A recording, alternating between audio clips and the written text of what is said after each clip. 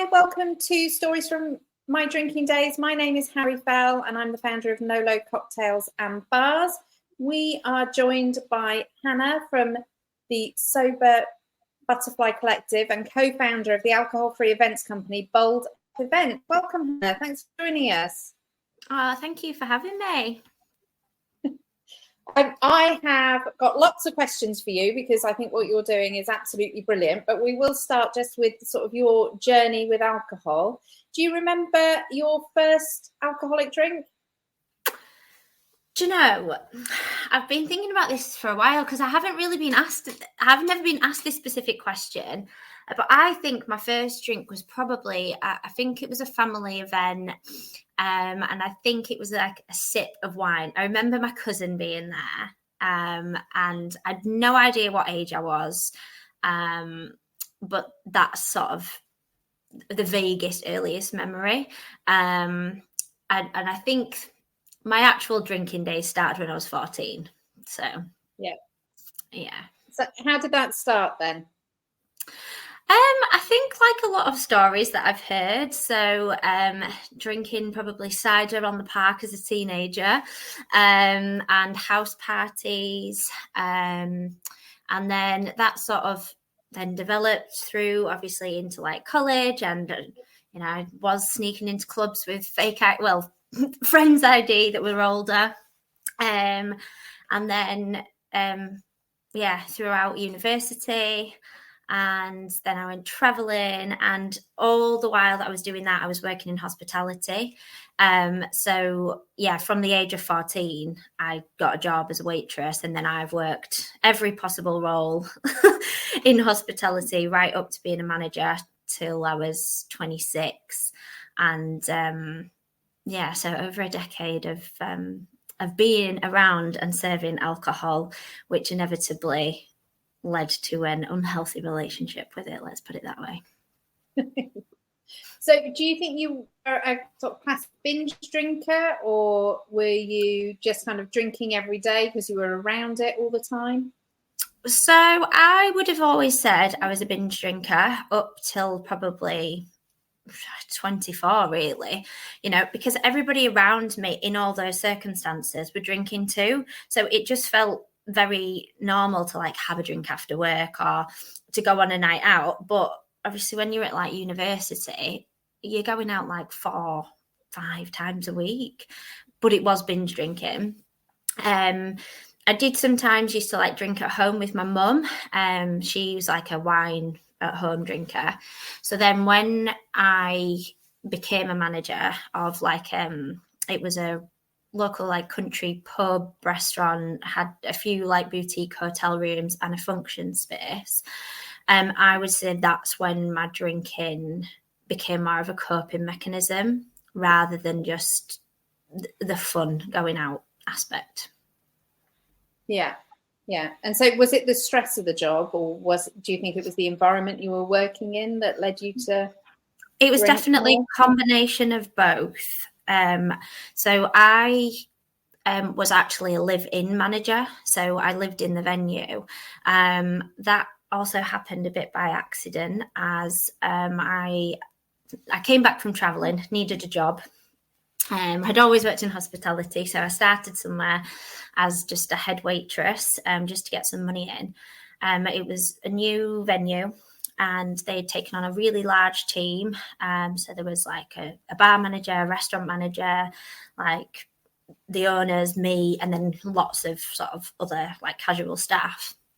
And then within the first 3 months, the bar manager and the restaurant manager were let go, which were down to reasons to do with drinking and other things, we'll say. And and so I just kind of fell into the manager's role because I was asked to just stay there for a week while the owners were on holiday, and then I never left for 2 years. So that pardon? The owners came back. Oh yeah, no, the owners came back, but I just never left living inside of the building, basically. And And at first it was a good solution for me because I'd come back from traveling, so I was living at home, so it kind of solved the solution of giving me a place to live and a job. But then that was then very difficult to get out of, because obviously if I left living there, they needed a living manager, so I couldn't necessarily have been the manager, or if I'd left the job, I would have had to have moved back home. So I think I just felt quite stuck there. And the fact that you're around it all day. I lived there by myself as well. It was quite remote. I didn't drive, and so lock-ins with the locals was like a regular thing, so that I wasn't in the building a lot by myself. So it just spiraled from there, really, and definitely became more of a, like, it went from being fun at first to being a coping mechanism for the stress. Yeah, because obviously you were quite young taking on that role to be, the living manager. What, about 24? Yeah, I was 24. Yeah, which is, I think it's quite young to have all of that responsibility. Yeah, it really was. And I mean, as sure as many people like that are listening will know, like hospitality, like the retention of staff, like the turnover of staff, like chefs come and go, and like it was just a lot to handle as still quite a young person, really. And also with no managerial training. I speak to Janet Hadley a lot about, like, from Choose Sunrise, about sort of like the workplace environment, and I was never trained to be a manager, so I was just like flung into this world of being around alcohol all the time. And I mean, it wasn't as bad as potentially it could have been, but I did have to quit the industry before it got to that stage. I quit with no job to go to, because I just knew that was the only way I was ever going to get out. So and I'm guessing when you were living in as well, you probably were in that building most of the week, because that tends to be the way it is, especially if you're rural and you can't drive, that you're kind of very much tied to the business. And trying to get a work-life balance just doesn't work in that environment, does it? No. And when you're the manager as well, like, and you live in, you're always on hand. So like, if somebody doesn't turn up, you've got to fill in, and you've got no excuse because you're there. And that did often happen. Or I'd have to at least help out a bit, and you'd end up just spending your days off there anyway. Even if I went out for part of the day, I would end up sat on the other side of the bar on my days off. Yeah. So what led you to then, with nothing to go to? What was the catalyst for that decision? So I was actually in a relationship with a guy that I worked with. So when I first started the job, I was in a long distance relationship with somebody who I'd met traveling, but that was very difficult to maintain when I worked in hospitality, obviously, and I couldn't really get weekends off. And then I ended up dating a guy that I worked with, because our shift patterns at least would work. And we had quite an almighty breakup, which I think was the catalyst and gave me the reason to leave. Like, the owners understood, the staff understood, it just felt like, right, if I'm going to do it, this is the perfect time. So yeah. And so at the time, you were still drinking. So yes. How did that decision to leave affect your relationship with alcohol? Were you still drinking after you quit? So I still drank for about a year after I left. And I think, as with many breakups, one person usually is the person sat at home drinking by themselves, and one person is the one who goes out partying. And I was not the one going out partying that much. I I did still do, you know, my usual social stuff, but I drank a lot at home then alone. And that's when I sort of like noticed it was a problem.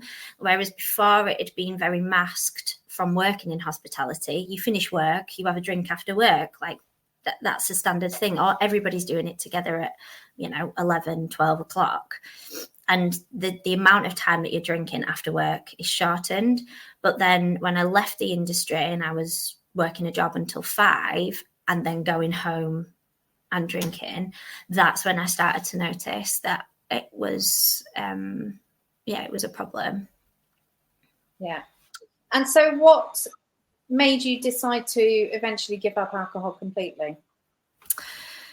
So I had a very boozy summer in 2019. I had like my first hen do, and it was abroad. I went to see the Spice Girls with all my best friends. It was a very fun summer. But I think by September, like my body had just given up. Like I never really felt that I got hangovers or the typical hangovers, possibly because I never allowed myself to when I worked in hospitality, because you just have to get up and go and you work through the tiredness. But I never really got like nausea or what was a typical hangover. But yeah, in September 2019, I had this horrific hangover. I'd been at a friend's house after a night out. We were sat around the table till 6 o'clock talking, and I had to be at a brunch at 11 o'clock in Leeds, and then I had to be at a friend's birthday for like a curry in the evening, and I couldn't eat at either of them. And I just thought, this is just not how you want to live your life, Hannah. So that was what probably kickstarted like what I call my breakup with booze. And I think throughout September I kind of started to question, like, when I was having a drink, like what is this adding to this particular experience or this particular event, or do I really need this extra glass of wine sat on the sofa with my mum? And I also realized actually just how unhappy I was at that point in my life. So I bought a notebook, and I decided to write down all the things that I wanted or could change in my life. So from really small, like daily habits, right up to like I wanted to save for a house. And then when I like reviewed these lists, I was just like, what is actually holding me back from doing a lot of these things? And I'd written on the list, limit alcohol. That was my words, limit alcohol, brackets, sober October. And so I'd never really had a break from alcohol ever since being 14, like a conscious, I'm not going to drink for X amount of time. And so I decided to do October so people would ask me less questions, and see if just having that month off would, improve anything, or I would actually like do some of these things that I wanted to do. And it did. And I am now over 4 years sober. So congratulations. Yeah. So what did you find changed for you during that October? Oh gosh, there's so much improved, like quite quickly. Like my sleep, my skin, my energy, my motivation, which helped me then be able to do some of the things on the list. I think the underlying thing for me is my anxiety. It's still, I remember reading an article about anxiety, which Millie Gooch was featured in back in 2019. And that was also a bit of a trigger for me to like look into sobriety, like beyond just sober October. Because when I talk about, I didn't really get hangovers, I absolutely got anxiety, that sort of like feeling into the week. So one of the biggest things I think I noticed was that lowered. It hasn't cured it. I'm still quite an anxious person, but I think the level of anxiety just really dropped. So I think that's what kind of kept me going. And it was an unsaid thing because people didn't really know about it. So like my anxiety, I mean, because I've always been quite a social person.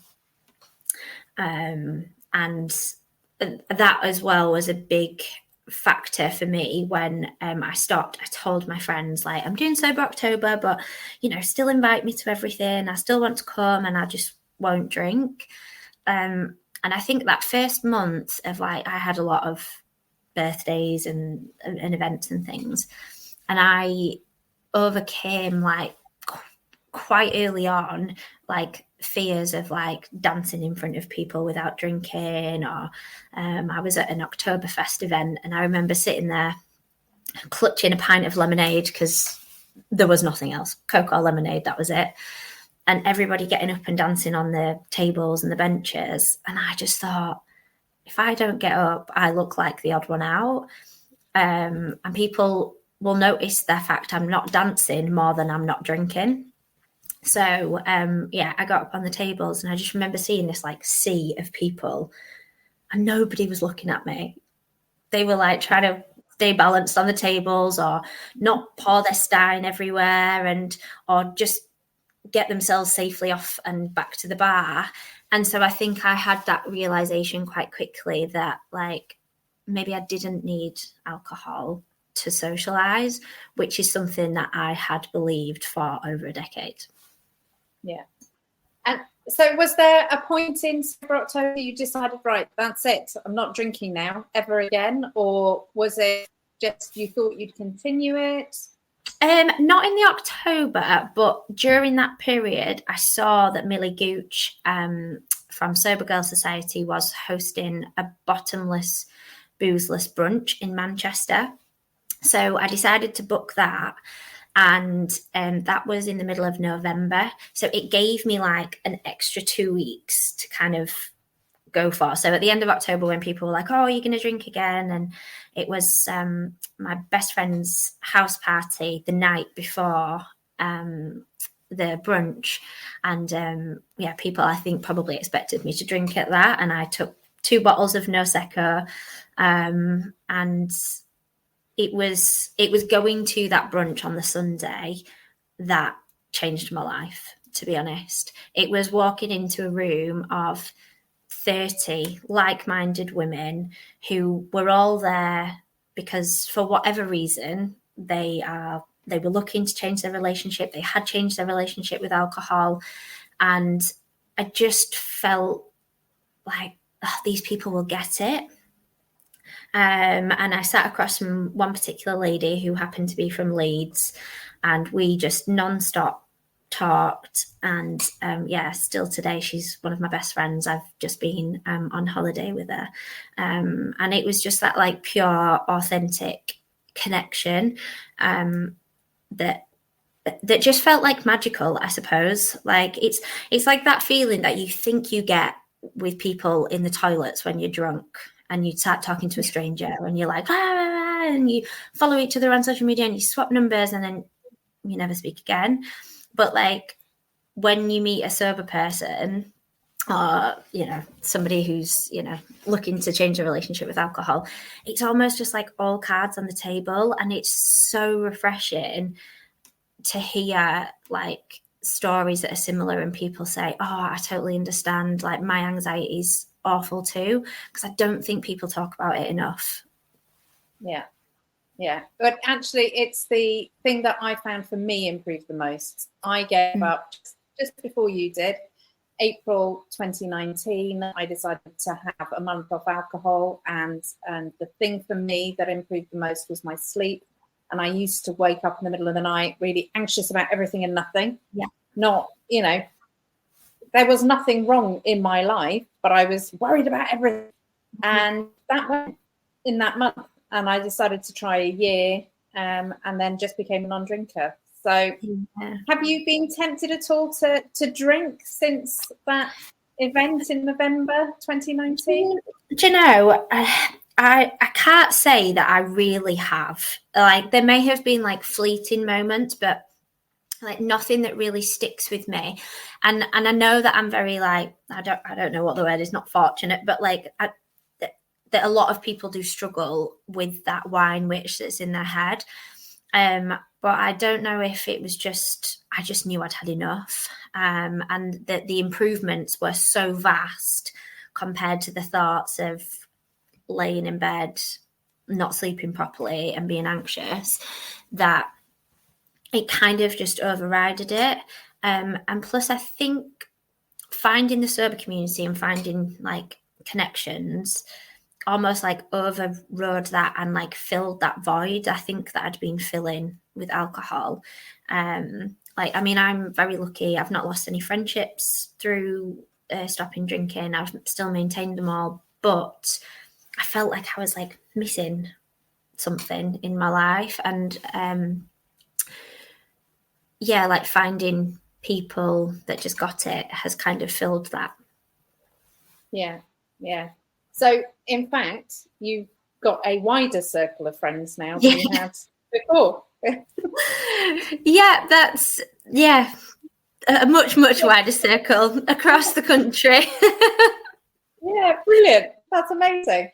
So having gone to this event then in the November, how did that change what you wanted to do professionally? Because obviously now you've moved into Sober Butterfly Club. So tell me a little bit about that journey. So when I first left hospitality, I did just get like a day job that I didn't have to stress about, didn't have to be a manager. I just turned up, did my job. It was like an admin job. So I was doing that part-time. Then I also got a part-time job in interior design, which is what I studied at university. So I worked them alongside each other from 2018 up to the pandemic. So I made that change of like stopping drinking like during that time. So I actually set Sober Butterfly Collective up whilst I was working both of those, which was a bit of an accident. I will be, well, you know, it was not a planned thing. It was sat at that brunch with the lady across from me at Leeds saying, well, should we organise a brunch in Leeds? And that kind of spiraled into like a WhatsApp group with like a lot of people. And then in August 2020, I made it an Instagram page because that is what most millennials do. And, didn't really know where it was going to go, really. It was kind of a northern thing at the time, because it attracted through the WhatsApp group more people just outside of Leeds as well. So we set it up as kind of a northern sober community. But then obviously we hit the pandemic. I was furloughed from both of my jobs. And during that period, Sober Butterfly grew vastly. So by the time we actually came out of the other side of the pandemic and we could actually really properly meet in person, we had butterflies all over the country. Our first meetup, which was in Harrogate, we had people from Essex, Birmingham, Newcastle, Manchester, Lancashire, all across Yorkshire. And it just made me realise how much people just wanted connection. The reason I called it Sober Butterfly Collective was because I'd kind of coined that name amongst my friends, that I'd used to be a social butterfly and now I was this sober butterfly. And I wanted to like help other people find what I'd found very early on because I'd gone to that brunch, and to just find a couple of friends that just understood and wanted to do some things that didn't involve alcohol. And it's, with over 3 years since we launched that Instagram page in 2020, and it is like all over the country now. We have coffee.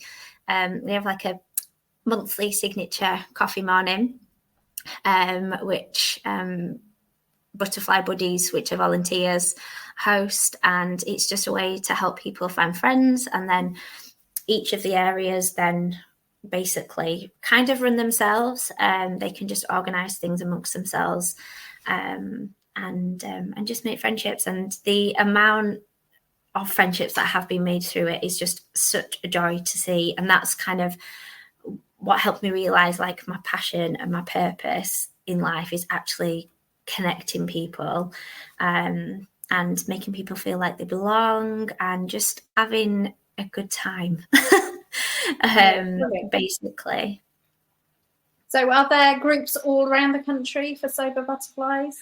Yes, so they do fluctuate because we are a completely voluntary based community. So as I mentioned, the butterfly buddies are the people who kind of help turn the cogs basically and keep them going. Yeah. So they help to host the coffee catch-ups. But yeah, we've got a huge group in West Yorkshire, which obviously is where I started it. So then there's the various Yorkshire groups around us. Then there's the Manchester group. We've got a Lancashire group. We've got a group all the way down in Cambridge that meet regularly. We've had groups in like Birmingham, Nottingham. We're just currently looking for butterfly buddies again to help them get going.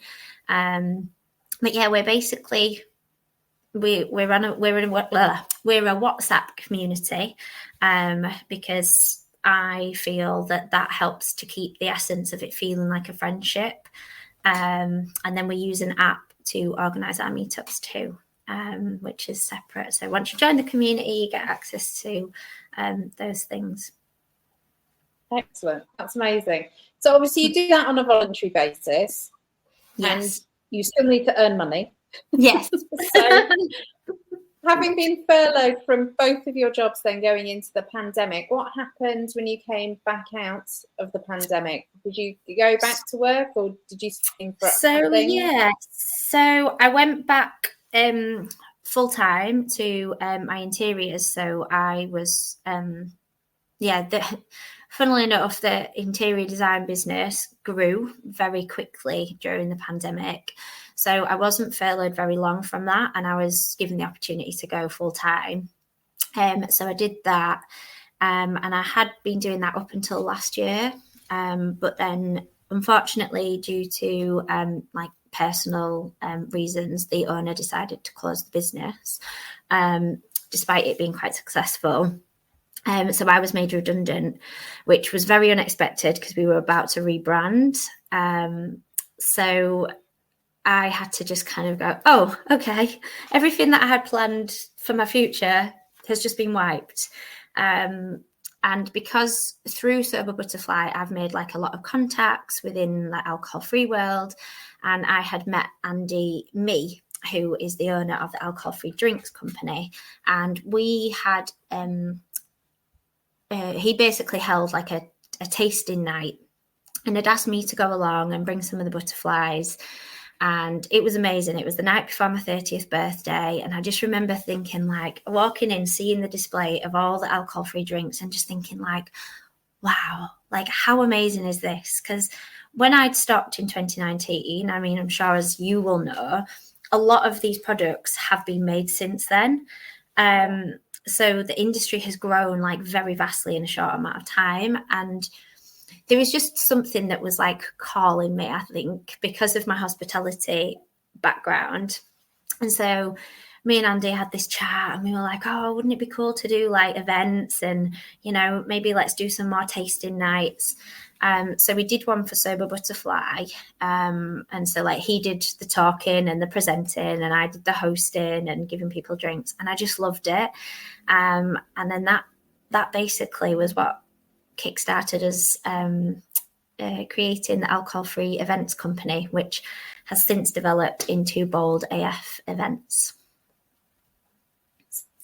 Are you doing that full time now? I'm not, no. No? No. So yeah, I started that in April last year, and I actually went back to my previous admin job that I'd been doing part-time when I got furloughed. So I've been working for him full-time, because at the time when I was made redundant, I was saving for a mortgage. So I needed basically to have a job that I was employed in. Yeah. So, and I knew that like it would take time to build an events company and opportunities come along, and you know, I would just have to like juggle, which, as I mentioned to you before I came on this call, that is something that's quite stressful, trying to juggle everything. But from next year, I am going to be going self-employed. So yeah, it is very exciting. I've not like really announced it properly yet, but yeah, I'm going to be hopefully doing more with Bold Events, but also doing some freelance work myself, because I'm going to fuse my interior design degree basically with my events experience and hospitality experience, and support other alcohol-free like events. And I've got a few projects on the go already, and just supporting some of the amazing alcohol-free events that are already out there. Excellent. That's amazing. So what sort of events have you been doing then as Bold Day Out? So our first one, we didn't mess about, was we went to Carfest, which is Chris Evans's family festival. So we did North and South within like 3 months of us starting the business. So we did a teetotal tasting tent, so people could come and try a lot of the amazing alcohol-free drinks that are out there, because we're really passionate about like providing choice, inclusivity, and making sure that people get the liquid on the lips experience. Because I mean, I'm sure, as you'll know, people are reluctant to spend money sometimes on the alcohol-free drinks because they think, wow, the price of it, or they don't know what it's going to taste like. So that's something that, as Bold Events, like we really want to help just get those amazing independent producers out there to the forefront and get people to try them. So yeah, we did that. We have done a variety of sort of like smaller events in between that. So some of more of the tasting nights. We also, in January of this year, we held the North's first alcohol-free beer festival. So we did that at Northern Monks Brewery in Leeds, and we called it Not a Piss Up in a Brewery. And it was amazing. We had several of the producers come, and they had the alcohol-free beers on kegs, because something that Andy is really passionate about is actually like having a pint, like as a male, like having a pint of beer in your hand. It doesn't really matter what the ABV is in your pint glass, but just having that feeling. And that was really interesting actually, because we did it in January for a reason, because we tried to capture that dry January, when all those people like stop just after Christmas. And so when we asked for a raise of hands to see how many people in the room were like flexi drinkers, so we're drinkers but like moderating or trying to cut back, compared to people who were just teetotal or sober, I would say over half of the people there were flexi drinkers, and had come just to try products, because we had over 30 available. So yeah, that's an amazing selection, isn't it? 30. Yeah, and that was the thing. Like, it was an all-you-can-drink type thing. You bought your ticket, you got a printed glass to take home as a souvenir, and you could try as much as you wanted. If you liked a particular one, you could go back and get more. We didn't, have a scorecard saying you can't go back if you like that particular one. So, that was really good to do, and we got such good feedback. So we will be doing another one next year. Not probably in January, I don't think. Our mission for next year is to prove that alcohol-free drinks are not just for dry January or sober October. They are. Yeah. Well, I think actually, interestingly, there's an article out. I don't know whether it came out today or it's very recent anyway, that says 82% of non-alcoholic drinkers also consume alcohol, highlighting that the trend is more about moderate consumption rather than complete abstinence. And so that feeds in really nicely to what you've just said about the people at that event, that most of them actually do drink alcohol. It's just some people are great at moderating. So I know I'm not. Yeah. So that's why I don't know. But I can imagine if I was good at moderating and the one glass of wine could stop at one glass of wine, that that can also be a good way to live. And more people now are being very conscious about how much they drink. Exactly. And when we set Bold AF events up, we were never we're not anti-alcohol, we're just pro-choice. Like I still like going out. Like drunk people probably don't bother me as much because I used to work in the industry, so I've dealt with drunk people my whole for a very long time. But we just think that, like, if choice is given, if you were to be given a menu that had like alcoholic beer, cider, wine, spirits, cocktails, and then on the flip side it had exactly the same but alcohol free, like venues would start to be surprised at how many people would actually order from that other side. But a lot of them seem to argue that, like, oh, there's just not a call for it. Well, how do you know there's not a call for it if you've not got it there? If you don't have point of sale stuff that tells people we sell alcohol free here, please ask.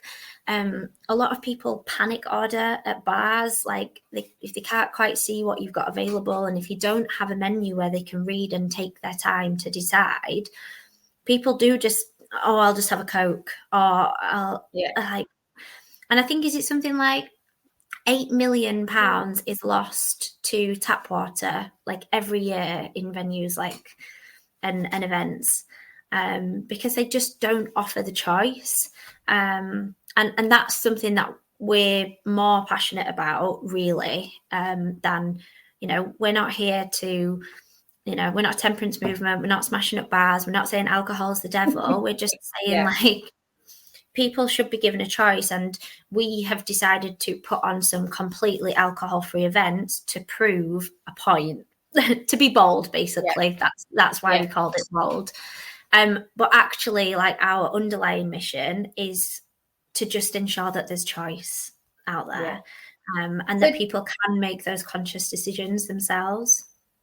I think I completely agree with what you said. I often go to pubs and I always ask if they've got anything alcohol free. It's always hidden, so you can't see it. It's hidden in the back somewhere. They're like, oh yes, we've got an alcohol free cider here somewhere. Let me just go find it. Dust it off. Yeah, we'll just dust it off. I mean, I remember. They're not selling it. I remember when I was the manager of the place that I was at, and we ordered the Old Moot cider, and they sent us an alcohol-free case by accident. And we were like, oh, there's no point sending it back. Like, just put it in the fridge. And it went, like, instantly because it was there. So, it's just making sure. And you don't have to have an extensive menu. You don't have to start. But I do think that what you should, if you sell, I always think that places should drinks match. So if you sell beer, cider, and wine, those are the things that you should offer that are alcohol-free. If you don't do cocktails, you don't need to offer alcohol-free cocktails. But if you serve gin, you should have an alcohol-free gin. If you serve, and I know, like, things like the whiskies, like, people are still a bit,